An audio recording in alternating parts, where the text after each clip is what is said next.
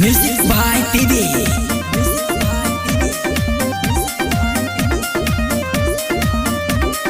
चहित में नाना दो बिगड़ालू रहनिया, नन्हेरे उमिरिया में नसलू जवनिया।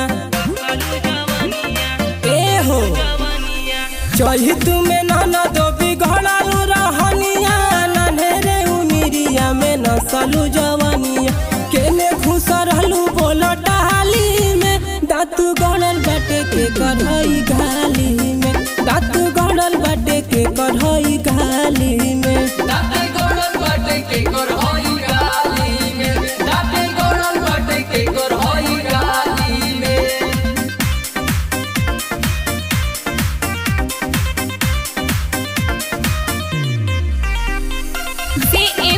स्टूडियो जगदीशपुर। घरवा से गईलू हा करे कटनिया,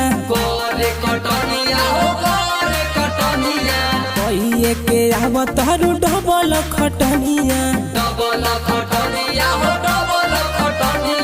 का बुझाई घरवा से गईलू हा करे कटनिया, कहिए के आवत हरू डबल खटनिया। इज्जत डुबाई देलू नहाली में, दाँत गड़ल बाटे के कढ़ई घाली में, दाँत गड़ल बाटे के कढ़ई घाली में।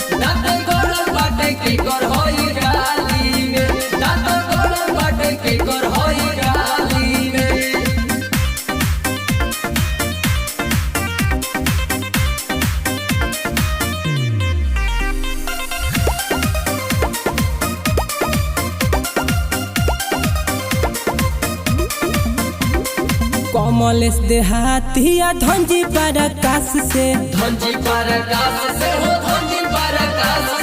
लाल कर भले भरू खेत पूरा चास के। का कहतरू कमलेश देहातिया धंजी परकाश से, लाल कर भले भरू खेत पूरा चास के।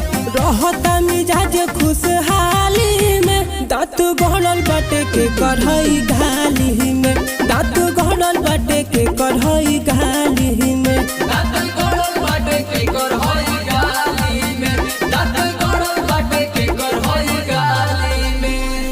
चहित में नाना दो बिगड़ालू रहनिया, नन्हेरे उमिरिया में नसलू जवनिया।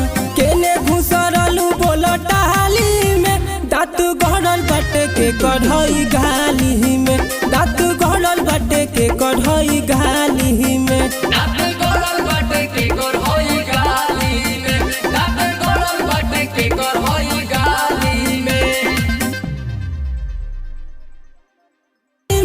दाँत गड़ल बाटे के कढ़ई घाली।